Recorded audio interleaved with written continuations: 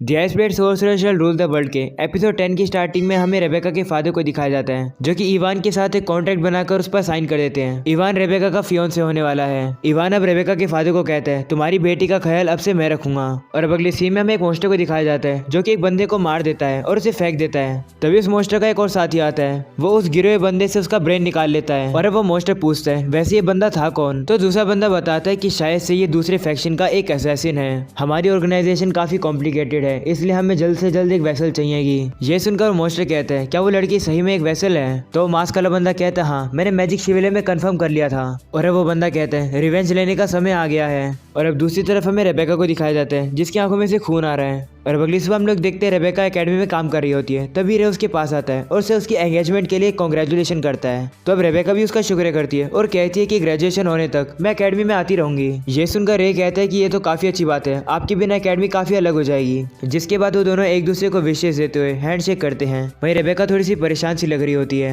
और अगली सीन में हम लोग रोज और एलिसा को देखते हैं, जो कि मेड आउटफिट बनाने के लिए तैयारी कर रहे हैं। रोज एलिसा से कहती है, तुम्हें भी ये मेड आउटफिट डालनी पड़ेगी। तो एलिसा शर्मा जाती है और कहती है, लेकिन ये आउटफिट तो कुछ ज्यादा ही चीजें एक्सपोज करती है। तो रोज उसे कहती है, चिंता मत करो, मैं भी यही पहनूंगी। वो कहने लगती है, मैं वेट नहीं कर पा रही हूँ तुम्हें इस आउटफिट में देखने के लिए। ये सुनकर एलिसा अब रे से कहने लगती है, देखो ना एमिलिया कितना अजीब बिहेव कर रही है। तो अब रे भी उसके पास आकर कहता है, मैं भी इंटरेस्टेड हूँ तुम्हें इस आउटफिट में देखने के लिए, तुम इसको डालने के बाद और ज्यादा खूबसूरत और क्यूट लगोगी। रे अब उसके कान में कहता है, तुम इसे पहनोगी ना? ये सुनकर एलिसा और ज्यादा शर्मा जाती है और वो कहती है, ठीक है अगर तुम इतना कहते हो तो मैं इसे पहन लूंगी। तभी अचानक से रोज रे को एक किक मारती है। तो रे उसे कहता है, ये क्या था? रोज अब परेशान होकर कहती है, मुझे पता है लेकिन फिर भी। और अब अगले सीन में हम लोग देखते हैं सभी स्टूडेंट क्लास को काफी अच्छे से डेकोरेट कर रहे हैं। वहीं रे इन सब डेकोरेशन को देखकर काफी ज्यादा हैरान होता है। वो एक स्टूडेंट से कहता है, मैं बिलीव ही नहीं कर पा रहा हूँ कि तुम लोगों ने इतनी प्रोग्रेस कर ली। तो कहता है कि सभी लोग काफी मोटिवेटेड हैं। वहीं हमें सभी स्टूडेंट को दिखाया जाता है, जो कि काफी जोश में काम कर रहे होते हैं। तभी एल्बर्ट रे के पास आता है और कहता है कि तुम्हारी स्पीच की वजह से ये सभी लोग इतने ज्यादा जोश में आ गए हैं। तभी एवी भी रे के पास आता है और कहता है कि तुम्हारे एक्शन के वजह से सभी लोग एक साथ मिलकर काम कर रहे हैं। वहीं एल्बर्ट रे से कहते हैं, इस दुनिया में ऐसा कोई भी लड़का नहीं है जो कि मेड आउटफिट को पसंद ना करता हो, इसलिए ये सभी लोग इतने जोश में काम कर रहे हैं। और अब अगली सीन में हम लोग देखते हैं रे को, जो कि काउंसिल रूम में आके सैरा को बताता है कि उनकी क्लास मेड कैफे करने वाली है। वहीं सैरा कहती है, मैं काफी सरप्राइज हूँ कि सारे नोबल लोग मान गए हैं मेड बनने के लिए। तो रे उसे कहता है कि धरती पे ऐसा कोई नहीं है जो कि मेड आउटफिट को पसंद ना करता हो। तो सैरा कहती है, हाँ ठीक है तुम्हारी एप्लीकेशन एक्सेप्ट होती है, तुम अब यहाँ से जा सकते हो। तभी रे कहते हैं कि मुझे क्वेश्चन पूछना है कि स्टूडेंट काउंसिल के बाकी मेंबर्स कहाँ गए? जिस पर सैरा कहती है, वो लोग नहीं आने वाले। तो रे कहता है, क्यों?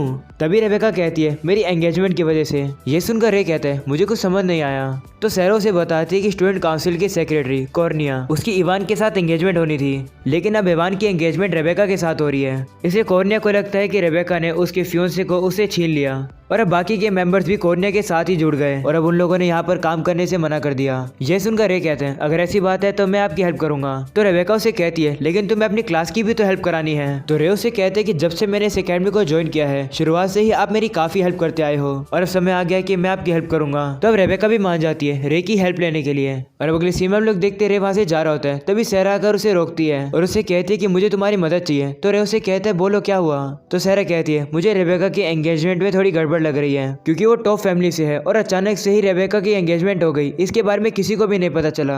मुझे लगता है कि इवान ने ही कुछ गड़बड़ करी है। रेबेका बस मुझे इन मैटर से दूर रखना चाहती है, इसलिए वो मुझे कुछ भी नहीं बताती है। लेकिन तुम रेबेका के साथ रहकर उसकी मदद करना। ये सुनकर रे उसे कहते हैं, ठीक है तुम ये मुझ पर छोड़ दो। और अब अगले सीन में हम लोग देखते हैं रे लीडिया से मिलने आता है। लीडिया रे से कहती है, तुम अचानक से आए, सब कुछ ठीक तो है ना? तो रे कहते हैं कि मैं रेबेका के एंगेजमेंट के बारे में बात करना चाहता हूँ। रे की बातें सुनने के बाद लीडिया कार्ला से कहती है, क्या तुम्हें इस इवान के बारे में पता है? तो कार्ला कहते हैं कि इवान की बर्नस्टेन फैमिली एक हाई क्लास नोबल फैमिली है, तो मुझे नहीं लगता कि उसमें कोई गड़बड़ है। ये सुनकर रे कहते हैं, इसका मतलब रेबेका की उसके साथ एंगेजमेंट कोई अजीब बात नहीं है। तो लीडिया कहती है, अगर देखा जाए तो रेबेका के एज के हिसाब से उसकी एंगेजमेंट थोड़ी जल्दी हो रही है। और अब वो कार्ला से इस बारे में इन्वेस्टिगेट करने के लिए कहती है।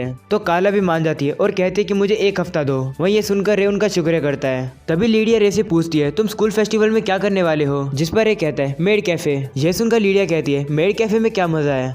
जिस पर ये कहते हैं कि दुनिया में ऐसा कोई नहीं है जो कि मेड आउटफिट को पसंद ना करता हो। ये सुनकर लीडिया उसे कहती है, क्या तुम्हें भी वो पसंद है? तो रे कहते हैं, हाँ कार्ला की भी मेड आउटफिट मुझे काफी पसंद आती है। ये सुनकर कार्ला शर्माने लगती है। वहीं लीडिया को भी अब जेलसी होने लगती है कि रे कार्ला की इतनी तारीफ कर रहा है। वहीं लीडिया कहती है अगर मैं मेड आउटफिट डालूंगी तो मैं कैसी लगूंगी, मुझे लगता है अच्छी ही लगूंगी। ये सुनकर रे कहता है अच्छा मजाक है, एक गोरिल्ला मेड आउटफिट में अच्छा नहीं लगेगा। ये सुनकर लीडिया गुस्सा हो जाती है और रे से कहती है क्या कहा तुमने। लीडिया अब अपनी आइस ब्लेड का यूज करके रे से माफी मंगवाती है और अब लीडिया रे को बताती है कि मैं और कार्ला कल्चरल फेस्टिवल में आएंगे। और अब अगले सीन में हम लोग रेबेका को देखते हैं जिसकी आंख से अभी भी खून निकल रहा है, वो नहा रही होती है। तभी उसे सपने में एक वॉर का सीन दिखाया जाता है जहाँ पर रे भी होता है। वो कहने लगती है ये सपना मुझे फिर आया। जिसके बाद रेबेका नहाकर बाहर निकलती है, तभी वहाँ पर मारिया आ जाती है जो कि रेबेका की छोटी बहन है। वो रेबेका के टॉवल पर देखकर कहती है ये खून है ना, ये तुम्हें कैसे आया। तो रेबेका कहती है चिंता मत करो, ये तो बस छोटा सा नोज ब्लीड है। ऐसा बोलने के बाद वहाँ से जाने लगती है। तभी मारिया उसे रोकती है और कहती है कि क्या तुम अपनी एंगेजमेंट के लिए खुश हो। तो रेबेका कहती है कि मैं टॉप फैमिली की सबसे बड़ी बेटी हूँ, इसलिए ये मेरी ड्यूटी है। ऐसा बोलने के बाद रेबेका वहाँ से चली जाती है और अब अपने रूम में आकर रोने लगती है। और अब अगले सीन में हम लोग मारिया के बचपन को देखते हैं जहाँ पर सभी लोग मारिया को चिढ़ाया करते हैं उसके व्हाइट कलर की वजह से। इस बात से दुखी होकर वो रेबेका के पास आकर कहती है क्या मैं अजीब हूँ। तो रेबेका उसे समझाते हुए कहती है नहीं तुम काफी क्यूट हो, लोग चाहे कुछ भी कहे मेरे लिए तुम काफी खूबसूरत हो।